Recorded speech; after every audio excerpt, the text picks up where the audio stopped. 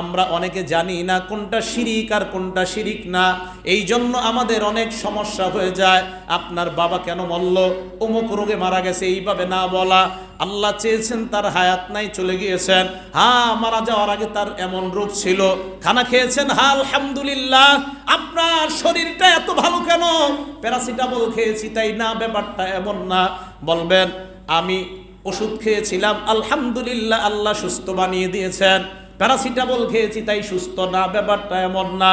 জ্বর ছিল কালকে আপনার, আজকে কেউ বলল কি ব্যাপার, আপনার শরীরটা তো বড় ভালো, অমুক ট্যাবলেট অ্যান্টিবায়োটিক খেয়েছিলাম না, এমনটা বলবেন না।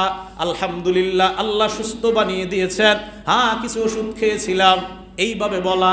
ওষুধ খেয়েছি তাই ভালো, এইভাবে না বলা এক নাম্বার শিরিক। আল্লাহর সাথে শিরিক করা সবচেয়ে বড় কবিরা গুনাহ। 2 নাম্বার, এবার নবীজি সাল্লাল্লাহু আলাইহি সাল্লামের সাহাবা আব্দুল্লাহ ইবনে ওমর বলতেছেন, 2 নাম্বার ওয়াকতলু নাসামা, নরহত্যা করা, মানুষ হত্যা করা 2 নাম্বার সবচাইতে বড় কবিরা গুনাহ। 3 নাম্বার ওয়াল ফিরারু মিনাজ জাহফি, যুদ্ধের ময়দান থেকে পলায়ন করা 3 নাম্বার কবিরা গুনাহ। যুদ্ধের ময়দান থেকে পলায়ন করা, ইসলামী আন্দোলনে যাওয়ার পর ইচ্ছাকৃতভাবে যদি পলায়ন করেন এটাও কবিরা গুনাহ। 4 নাম্বার ও আকলুর রিবা, সুদ খাওয়া, এটাও কবিরা গুনাহ। 5 নাম্বার ও আকলু মালিল ইয়াতীম, এতিমের সম্পদ অন্যায়ভাবে ভক্ষণ করা, এটাও কবিরা গুনাহ।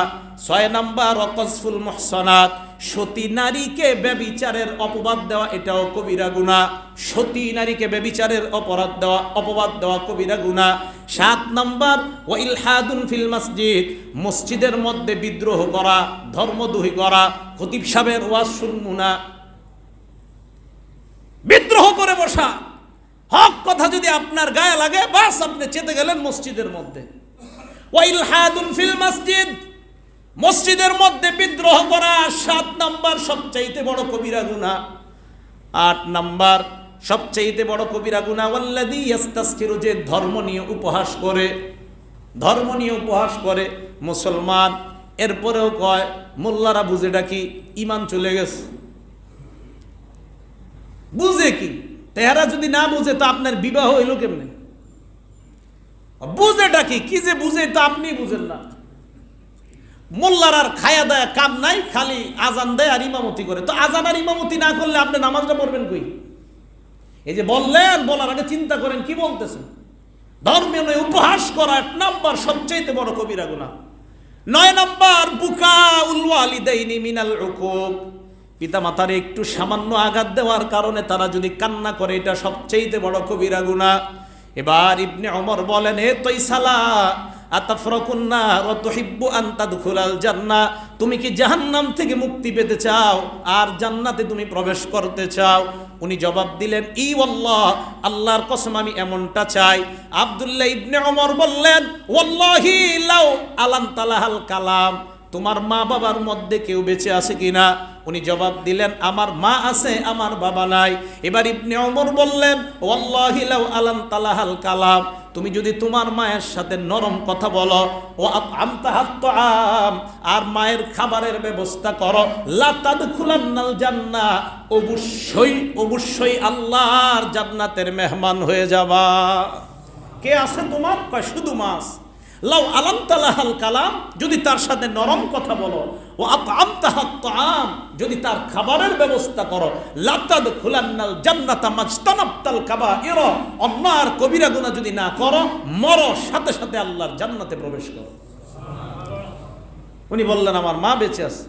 নবীজির সাহাবা আবু হুরায়রা রাদিয়াল্লাহু তাআলা আনহুমার বর্ণনা, আবু হুরায়রা রাদিয়াল্লাহু তাআলা আনহুর বর্ণনা, উনি বলেন, লা ইয়াজজি ওয়ালাদুন ওয়ালিদাহু, কোন সন্তান পিতা মাতার হক আদায় করতে পারবে না জীবনে, ইল্লা আইয়াজিদাহু মামলুকা, হ্যাঁ কোন সন্তান যদি তার পিতাকে পায় যে পিতা গোলাম কারো, ফায়াশতারিয়াহু, পিতাকে ক্রয় করার পর ফায়ুতিকাহু, যদি আজাদ করে দেয় তাহলে কিছুটা ঋণ আদায় করা যাবে। সন্তান ছোটবেলায়, সন্তান তো আর জানে না পিতা কারো গোলাম, বড় হয়ে জানছে সন্তান বড় লোক হয়ে গেছে, পিতা অন্যের গোলাম, এই পিতাকে যদি ক্রয় করে আজাদ করে দেয় তাহলে কিছুটা হক আদায় করার সম্ভাবনা আছে। এবার দেখেন আব্দুল্লাহ ইবনে ওমরের সাথে এক ঘটনা ঘটছে কাবা শরীফের সামনে। এক লোক বাইতুল্লাহ শরীফ তওয়াফ করতেছে, রজুলুন ইয়ামানি, লোকটা ইয়ামান দেশের। তো উনি যখন তওয়াফ করতেছে, হামালা উম্মাহু ওয়ারা যাহরিহি, নিজের মাকে পিঠের মধ্যে নিছে, সুবহানাল্লাহ, পিঠে নিছে মাকে, নেওয়ার পর মাকে নিয়ে এইভাবে তওয়াফ করতেছে। এবার উনি বলতে লাগলেন, ইন্নী লাহা বাইরুহাল মুজাল্লাল, আমি আমার মায়ের জন্য অনুগত উটের মতো, সুবহানাল্লাহ, অনুগত উট যেমন তার মনিবের কথা শুনতে বাধ্য, আমি আমার মায়ের জন্য অনুগত উটের মতো বাহন। আমার মা এই বাহনকে যেইভাবে চায় সেইভাবে চালাইতে পারে। ইন উজইরাত রিকাবুহা লাম উজআর, মা যদি আমাকে পা দিয়া পদদলিত করে দেয় আমি কোনো ব্যথা পাই না, কারণ উটকে তার মনিব যদি পা দিয়ে পদদলিত করে কোনো ব্যথা হয় না, আমিও আমার মায়ের কোনো পায়ের আঘাতে ব্যথা পাই না। আব্দুল্লাহ ইবনে ওমরের সাথে ওনার সাক্ষাৎ, ডাক দিয়ে বললেন, হে ইবনে ওমর, আমি যে আমার মাকে পিছে নিয়ে এইভাবে কাবা শরীফ তওয়াফ করতেছি, আতুরানি জাযাইতুহা, আমি কি মায়ের কিছুটা ঋণ শোধ করতে পারলাম? আব্দুল্লাহ ইবনে ওমর বললেন, লা ওয়ালা বিজাফরাতিন ওয়াহিদা, না না না, মায়ের একটা দীর্ঘ শ্বাসের ঋণও তুমি শোধ করতে পারো নাই। মায়ের একটা শ্বাস, দীর্ঘ শ্বাসের ঋণ তুমি শোধ করতে পারো নাই। চিন্তা করেন, মাথায় নিয়ে, কোলে নিয়ে, পিঠে নিয়ে মাকে তওয়াফ করাইতেছে, কষ্ট হবে তাই। আব্দুল্লাহ ইবনে ওমর বলেন, না, তুমি তার একটা শ্বাস, দীর্ঘ শ্বাস তোমার পেটে রাখা অবস্থায় যে মাঝে মাঝে শ্বাস ছাড়তো কষ্টের, এটা ঋণও তুমি আদায় করতে পারবে, কখনো আদায় করতে পারবে। রাসূল করিম সাল্লাল্লাহু আলাইহি সাল্লামের সাহাবাদের এই হালাত ওনারা এইভাবে ব্যক্ত করলেন। খলিফা মারওয়ানের নাম শুনছেন আপনারা, আমি যখন খেলাফত ধ্বংসের আলোচনা করেছিলাম মারওয়ানের নামও বলেছিলাম। এই মারওয়ান দেখেন, উনি যখন খলিফা, জুল হুলাইফা নামক জায়গায় উনি থাকেন, ওনার মা থাকে এক ঘরে, উনি থাকে আরেক ঘরে। খুব ভালো করে শুনেন, তো মা যেই ঘরে থাকে উনি আরেক ঘরে থাকেন। সকালবেলা খলিফা যখন রাষ্ট্রের কাজে বের হয়, ওয়াকাফা আলা বাবিহা, মায়ের ঘরের দরজার সামনে যায়, হাত ধরে বলি আমলটা করবেন। মায়ের ঘরের দরজার সামনে গিয়ে বলে, আসসালামু আলাইকি ইয়া উম্মাতা ওয়া রাহমাতুল্লাহি ওয়া বারাকাতুহু, আম্মা আপনার উপর শান্তি বর্ষিত হোক, আল্লাহর রহমত আর বরকত নাজিল হোক। মা ভিতর থেকে জবাব দেয়, ওয়া আলাইকাস সালাম ইয়া বুনাইয়া ওয়া রাহমাতুল্লাহি ওয়া বারাকাতুহু, ও সন্তান, আমার জন্য তুমি যেমন দোয়া করলা আমিও দোয়া করলাম, তোমার উপরও শান্তি আর আল্লাহর রহমত বর্ষণ হয়ে যাক। এবার মারওয়ান মাকে ডাক দিয়ে বলতেন, আম্মা রহিমাকিল্লাহু কামা রব্বাইতিনি সগীরা, আল্লাহ আপনার প্রতি দয়া করুন, কত কষ্ট করে আমাকে ছোটবেলা পাললেন।